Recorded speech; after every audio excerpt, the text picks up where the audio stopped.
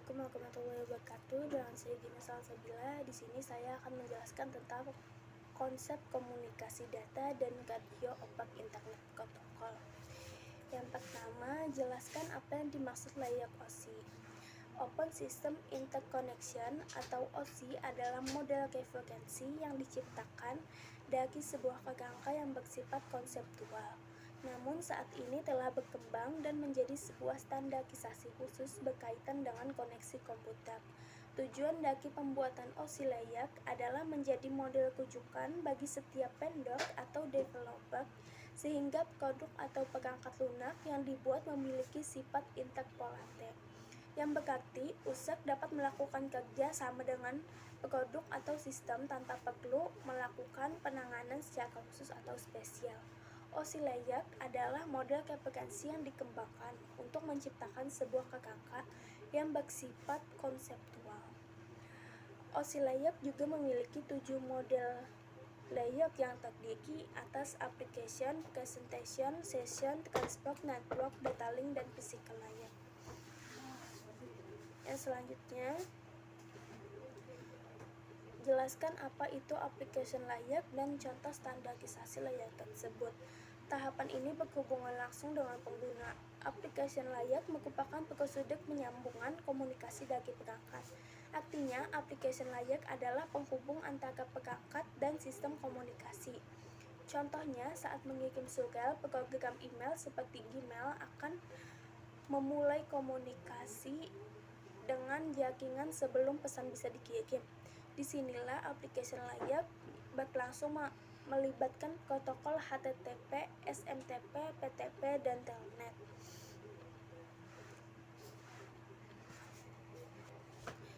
Yang selanjutnya, jelaskan apa itu presentation dan contoh standarisasi layak tersebut.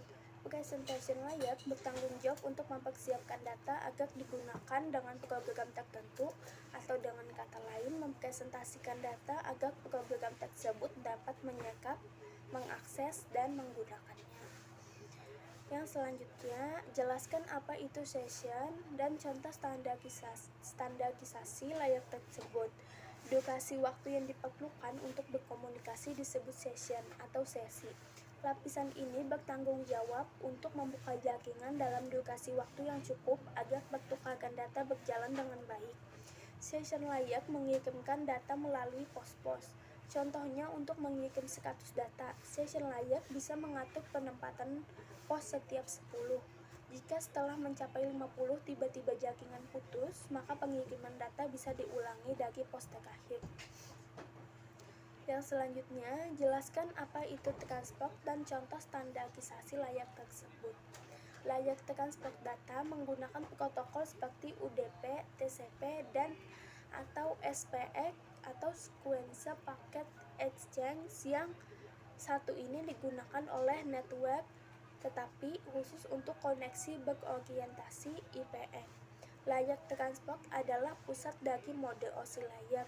Ini menyediakan transport yang reliable dan transparan antara kedua titik akhir. Layak ini juga menyediakan multiplexing kendali, aliran, dan pemeriksaan error serta memperbaikinya. Contoh device ada gateway, advanced cable tester, dan router. Selanjutnya, jelaskan apa itu network layak dan contoh standarisasi layak tersebut. Tugas utama dari layak network adalah menyediakan fungsi routing sehingga paket dapat dikirim keluar dari segmen network lokal ke suatu tujuan yang berada pada suatu network lain. IP Internet Protocol umumnya digunakan untuk tugas ini. Protokol lainnya seperti IPX, Internet Packet Exchange. Beberapa fungsi mungkin dilakukan oleh layak network. Contoh device ada program relay device, ATM switch, advanced cable tester, router, dan router. Yang selanjutnya, jelaskan apa itu data link dan contoh standarisasi layak tersebut. Tugas dari network layak adalah membuat header untuk paket yang berisi informasi IP, baik IP pengirim atau IP tujuan. Pada suatu kondisi network layak juga melakukan proses routing, yaitu internet networking dengan menggunakan bantuan router dan switch pada layer ketiga. Contoh device ada bridge, switch, ISDN router, intelligent hub, NIC, dan advanced cable tester. Yang terakhir, jelaskan apa itu fisikal dan contoh standarisasi layer tersebut.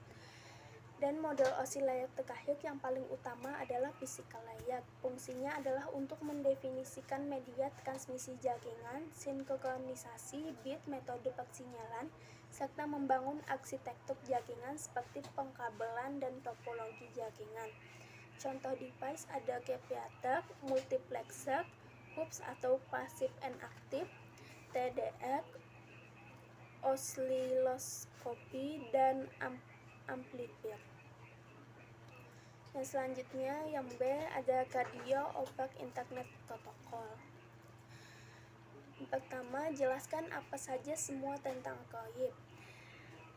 COIP adalah singkatan dari Radio over Internet Protocol, adalah sebuah teknologi sistem radio yang menggunakan standar Voice over IP atau VoIP dan bekerja melalui perangkat lunak maupun kertas. COIP memungkinkan adanya multikomunikasi dengan banyak frekuensi serta terhubung dengan perangkat komunikasi. Berbeda dengan sistem komunikasi dua arah seperti telepon, COIP memiliki stasiun pangkalan yang secara fungsional mengirimkan sinyal kepada seluruh pengakses COIP. Operator radio amatir dapat menangkap sinyal dan mengirimkan radio yang tidak terbatas pada wilayah tertentu. Selanjutnya, cari informasi tentang base station. Base Transceiver Station atau disingkat BTS adalah sebuah infrastruktur telekomunikasi yang memfasilitasi komunikasi nirkabel antara peganti komunikasi dan jaringan operator. Peganti komunikasi menerima sinyal BTS bisa telepon seluler, jaringan nirkabel, sementara operator jaringan yaitu GSM, CDMA atau platform TDMA. BTS mengirimkan dan menerima sinyal melalui sinyal radio ke perangkat mobile dan mengkonversi sinyal-sinyal tersebut menjadi sinyal digital untuk selanjutnya dikirim ke terminal lainnya untuk proses sirkulasi pesan atau data. Selanjutnya, jelaskan informasi tentang IP gateway. IP gateway adalah IP yang berfungsi untuk menghubungkan jaringan lokal atau LAN dan jaringan publik atau internet atau bisa sebaliknya. IP gateway diibaratkan sebagai pintu keluar atau masuk sebagai sebuah gerbang antara LAN dan internet. Yang selanjutnya, jelaskan informasi tentang IP interface. Internet Protocol Address atau disingkat alamat IP adalah label numerik yang ditetapkan untuk setiap perangkat yang terhubung ke jaringan komputer yang menggunakan protokol internet untuk komunikasi. Alamat IP memiliki dua fungsi utama, host atau identifikasi antarmuka jaringan dan pengalaman lokasi. Selanjutnya, cari informasi tentang capacitor.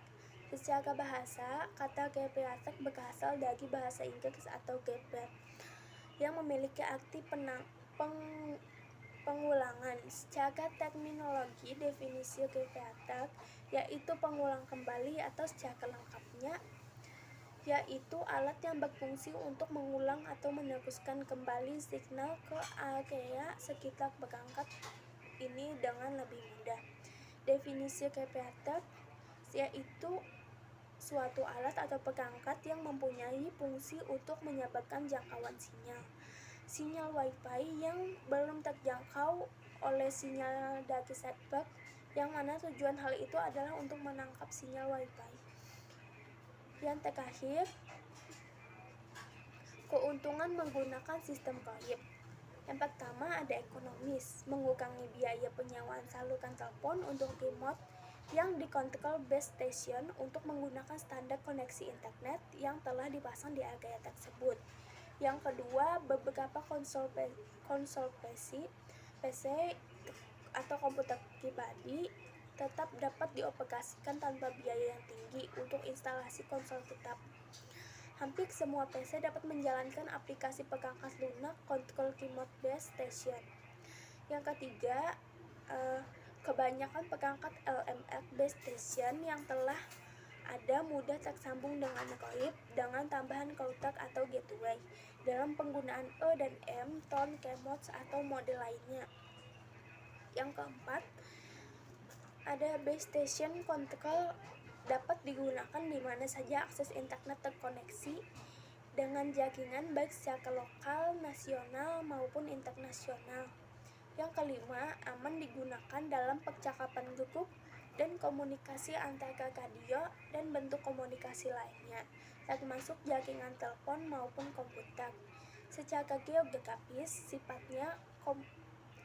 yang terakhir, secara geografis sifatnya komunikasi independen. Sekian penjelasan dari saya. Terima kasih. Wassalamualaikum warahmatullahi wabarakatuh.